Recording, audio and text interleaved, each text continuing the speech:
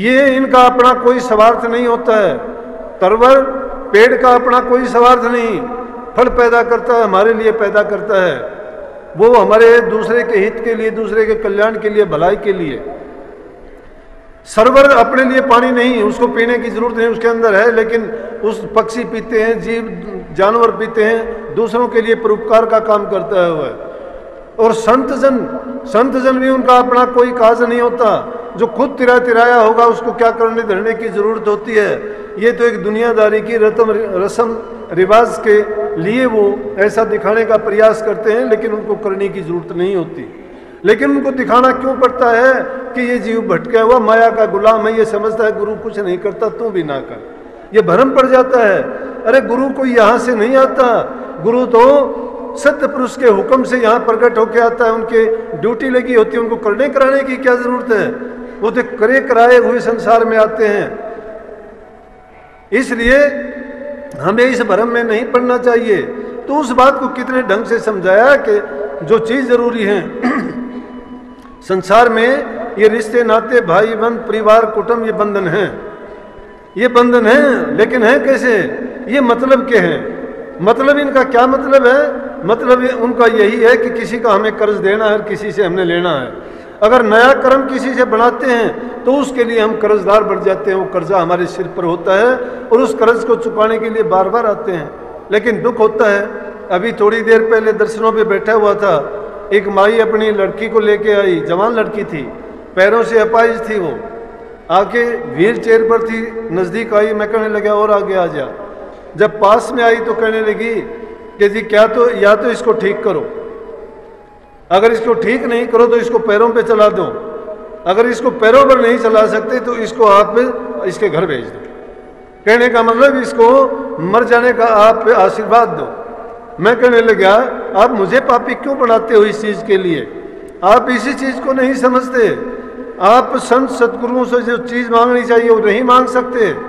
आप सत्संग में और ही उद्देश्य लेके आते हो, आपकी चाह सिर्फ संसारी और मतलब की होती है। किसी को नौकरी चाहिए, किसी को बेटे चाहिए, किसी को धन चाहिए, किसी को काया का सुख चाहिए, लेकिन ये नहीं सोचते हम कि ये मेरा अपना कर्म है, मेरा अपना कर्म का कर्जा है, ये मुझे देना पड़ेगा। अगर उससे हम कर्जे से बचना चाहते हैं, बचने का प्रयास करते हैं, तो हम कर्जदार यूं के यूं रह जाते हैं। फिर चाहे हमें चाहे कितना अच्छा सत्संग मिलो, कितना बड़ा गुरु क्यों न मिलो, जब तक हमारे कर्म भोग नहीं लिए जाते तब हमें फिर संसार में आना पड़ेगा, कर्म हमारा भोगना पड़ेगा। कर्म का कर्जा जब तक नहीं उतर जाता इस जीव का आना जाना नहीं छूटता। आप कहोगे संतों की शरण में जाते हैं, फिर भी नहीं छूटता। संतों की शरण में जाके जो संत कहते हैं उस वचन को मान के अगर तुम चलते हो, उनकी मर्यादाओं का पालन करते हो, तो निश्चित रूप से आपका कर्म का कर्ज पूरा हो जाएगा। वो कैसे हो जाएगा? अगर आपने किसी से कर्जा लिया है, आप उसको पैसे नहीं दे सकते, उसके एवज में आप उसके घर में कोई काम करोगे, आप कहोगे मैं तेरा ये काम कर देता हूँ, मेरा कर्ज उतार देना, उतार देता है। कहता है ठीक है तू मेरा काम कर, जब मेरा कर्ज पूरा हो जाएगा मैं तेरी छुट्टी कर दूंगा। इसी प्रकार से नाम में वो शक्ति है। गुरु से जब नाम लेते हैं, नाम की दीक्षा को लेके नाम की कमाई करेंगे तो कर्ज उतर जाता है वो, और जब कर्ज उतर जाता है तो जीव का कल्याण अपने आप हो जाता है। क्योंकि जीव को बताया जाता है कि किसी भी चीज में अपनी आस्था ना रखो। तो क्या कही उसमें बताई कि भाई बंद और कुटुंब कबीला सब मतलब की यारी है। अपना मतलब निकल गया फिर लगता सबको खारी है। जब उनका मतलब निकल जाता है, माँ बाप जब तक कमाते हैं, काम करते हैं, मेहनत करते हैं, सबको अच्छे लगते हैं। बैल जब तक हल में चलता है, तुम्हारी खेती बाड़ी का काम करता है, गाड़ी चलाता है, उसको कोई भी काम जब तक वो देता रहता है तब तक वो अच्छा लगता है। लेकिन अगर कोई चीज जो काम देने लायक नहीं होती, तुम उसको इसी तरह से तोड़ के भगा देते हो। जिस प्रकार से माता पिता भी इतने प्यारे जब तक धंधा पीटे सारा, माँ बाप इतने प्यारे लगते हैं जब तक वो पूरा काम करते हैं, नहीं तो उस माँ बाप को भी तोड़ के एक तरफ भगा देते हैं। रहने के लिए घर नहीं देते, खाने के लिए रोटी नहीं देते, बीमार तकलीफ होती है उनको, दवा पानी नहीं करते। मैं तो कहता हूँ काफी ऐसे मिलते हैं उनको घरों से निकाल देते हो, मतलब निकल गया तुम्हें खारी लगने लग गया हो। अब वो अच्छा नहीं लगता, ये नहीं सोचते कि इसने तुझे ओढ़ जोड़ करने में, तुझे पालने में, तुझे इस लायक बनाने में अपना जीवन खो दिया। इसने कितने कष्ट उठा के भी तुझे इस लायक बनाया है और आज तू इसकी संभाल नहीं करता। तो दुनियादारी का ये झमेला है कि जब अपना मतलब निकल जाता है तो सबको खाली लगता है। और इंसान इस दुनिया में क्यों आया था, क्या करना है, ये बात नहीं विचारता। क्यों आए थे हम, इसलिए तो आए नहीं कि रोटी खाई, पेट भर लिया, संतान पैदा की, रात को सो गए, सुबह को उठ के अपने काम पे चले गए, कोई खाया पिया ऐश करा, कभी सोचा भी नहीं कि आखिर होगा क्या, हमने क्यों जन्म लिया था और क्यों संसार में आए थे। ये मैं उन्हीं परम पुरुष की वाणी कह रहा हूं कि जिन्होंने उस बात को कितनी सुगमता से कहा और इसमें वो आध्यात्मिकता की चीज भर दी। हमारा आने का उद्देश्य ये था कि हम संत सतगुरु की शरण में जाके नाम लेके और नाम की कमाई करके अपने जीवन को सफल बनाते, संगत और सतगुरु की सेवा करके अपने कर्म को काट लेते, अच्छे और नेक काम करके हम अपने मन के अंदर शांति प्राप्त करते। घर में, परिवार में, समाज में प्यार और शांति कायम जब हो जाती तो हमारा जीवन सफल था। परोपकार और दूसरे की सहायता और मदद और वो सारी चीजें अगर हम अच्छी तरह करते तो हमारे दिल में भी शांति होती, जिसके लिए भला करते वो भी उससे आनंद प्राप्त करता, जिससे उसके बदले में अच्छी दुआ देता। तो कही गई कि क्यों आया था, ये विचार करने का तो समय ही नहीं है। क्यों आया था, क्या करना, ये भी बात विचारी है। कहता है तारा चंद्र है चोरों के संग, उसकी क्या साहूकारी है। जो एक अच्छा इंसान अपने आप को कहता है मैं अच्छा इंसान हूं, लेकिन रहता किन के बीच है कि जिनके दिलों में धोखा है, चढ़ है, कपट है, बेईमानी है, हेरा फेरी है, ठगियां हैं। ऐसे इंसानों के बीच में रहने वाला उसको कैसे आप अच्छा और साहूकार बना दोगे। ये खूबी तो संत सतगुरु में होती है। जिस प्रकार से पारस पत्थर के पास अगर लोहे को ले जाते हो और पारस पत्थर उस लोहे को छू देता है तो उसको सोना बना देता है, लेकिन संत सतगुरु में वो शक्ति है कि वो लोहे को सोना नहीं, वो बिगड़े हुए जीव को सिर्फ इंसान नहीं बनाता, देवता नहीं बनाता, संत सतगुरु तो उसको अपने जैसा ही बना लेता है। लेकिन किन को बनाता है कि जो बनने के लिए तैयार होता है और अपना ऐसा काम करता है, उसके लिए उनको चाहिए समर्पण भाव। समर्पण भाव में वो अपने आपे को त्याग दे। जिस प्रकार से लकड़ी जब मिस्त्री को अपना आपा दे देती है तो मिस्त्री उसको काट काट के टुकड़े बना देता है, लेकिन बाद में जब उससे चीज तैयार करता है तो कितना मान सम्मान पाती है। यही लकड़ी जो हमारे सामने है, ये भी जंगल में एक आड़ी टेढ़ी लकड़ी थी, लेकिन इसने अपने आप को किसी जानकार को जब सौंप दिया, उसने इसको काटा, छीला, सुखाया और इसको अच्छी तरह से एक ढंग दे के टेबल बनाई, कुर्सी बनाई, अलमारियां बनाई, उसको इतना सुंदर रूप दे दिया कि इंसान उसको सिर पर उठाए फिरता है। इसी प्रकार से दर्जी कपड़े को क्या करता है, टुकड़े टुकड़े बना देता है। अगर टुकड़े में जान होती है तो टुकड़ा शिकायत करके उस दर्जी का भला बुरा कहता है कि तूने मेरी क्या हालत कर दी, लेकिन वही कपड़ा बाद में सीके उसको कितनी वो देता है कि जिससे उसको इज्जत और सम्मान मिलता है। इसलिए जब तक हम अपना आपा किसी को नहीं सौंपते हैं, किसको सौंपें, अपने से जो ज्यादा शक्तिशाली है उसी को सौंपें।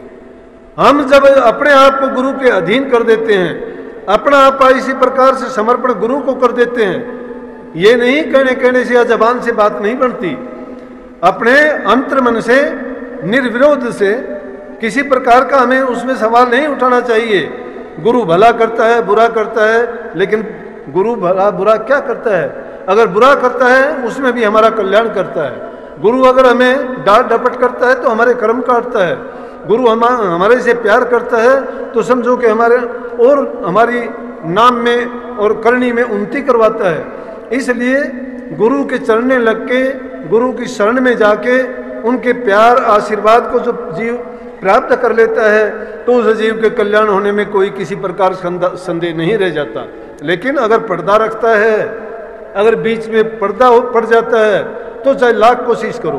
किस प्रकार से कि एक इसी प्रकार से शिष्य था गुरु का, गुरु के पास चला गया और उसने उसको कहा कि काफी दिन उनके पास रहा, लेकिन उसमें शिष्य में कोई परिवर्तन नहीं आया।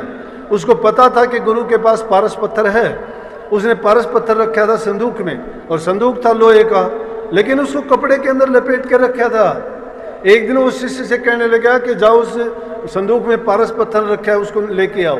उस शिष्य गया, उसको लेके आया, लेकिन शिष्य ने बात सुनी हुई थी कि अगर पारस पत्थर से लोहा छू जाता है तो सोना बन जाता है। जब लेके आया तो गुरुजी से प्रश्न किया कि गुरुजी आप ये बताइए कि बार बार आपने भी फरमाया है और भी काफ़ी जगह ये बात आई है कि कहते हैं जब पारस पत्थर लोहे से छू जाता है तो सोना बन जाता है, लेकिन अपना संदूक तो लोहे का है और उसके अंदर ये रखा था, उस सोने का क्यों नहीं बना? बोला कि तू इसको देखता है? बोला हाँ देखता हूँ। बोला कि पारस पत्थर के ऊपर क्या है? बोला कपड़ा लिपटा हुआ है। कहने लगा इसी तरह से जब शिष्य भी अपनी बारे आवरण से ढका रहता है, अपने विचारों और ख्यालात में ही फंसा रहता है और वो गुरु के सामने अपना भेद प्रकट नहीं करता है, गुरु के बीच में पर्दा रखता है, जिस प्रकार से पारस पत्थर लोह के बीच में पर्दा पड़ गया, ये सोने का नहीं बना सका उसको, इसी प्रकार से वो गुरु का दोष नहीं, गुरु का दोष नहीं होता, क्योंकि शिष्य भी अपने बीच में पर्दा जब बना लेता है तो नहीं होता। अब अपना आपस सौंपना बड़ा मुश्किल हो जाता है। अब इसीलिए हजूर महाराज ने चोर फरमाया है। किसके चोर? दुनियादारी की चीज़ों का क्या चोरना है? अगर ले भी लोगे, एक चीज़ को उठाओगे तुम्हें 10 दे के उसको देना पड़ेगा। कर्ज जिस इंसान का है, तुम ये करके देख लेना कि तुम एक चीज़ किसी की हेरा फेरी से चोरी से करोगे, उसके 1000 गुना आपको देनी पड़ेगी। कुदरत का नियम है, जो जैसा देता है उसको उसका ब्याज सहित लौटाना पड़ता है। लेकिन फिर भी हमारी समझ में नहीं आता, हम भूल जाते हैं इस चीज़ को। हम तो सोचते हैं कि खाओ पियो, चोरी करो, हेरा फेरी करो, उसको खा के हम खुश होते हैं कुछ समय के लिए, लेकिन ये नहीं सोचते हैं कि इसका परिणाम बहुत बुरा होगा और इसका परिणाम सिर्फ हमें ही भोगना है, दूसरा कोई नहीं। सुनते हैं तब तो थोड़ा मन में आता है कि हमें ऐसा नहीं करना चाहिए, लेकिन जब दुनियादारी का भाव देखते हैं, उनके ख्यालात और विचार देखते हैं, जिन लोगों के बीच में रहते हैं उन लोगों का रोजाना का ये कार व्यवहार है, तो हम उस कार व्यवहार को छोड़ना कबूल नहीं करते। और वहाँ गुरु का उपदेश, गुरु की शिक्षा हमें निक्की और फीकी लगती है, लेकिन गुरु का उपदेश अगर मान जाए, और इसीलिए तो कहा कि शिष्य का भ्रम निकलना चाहिए।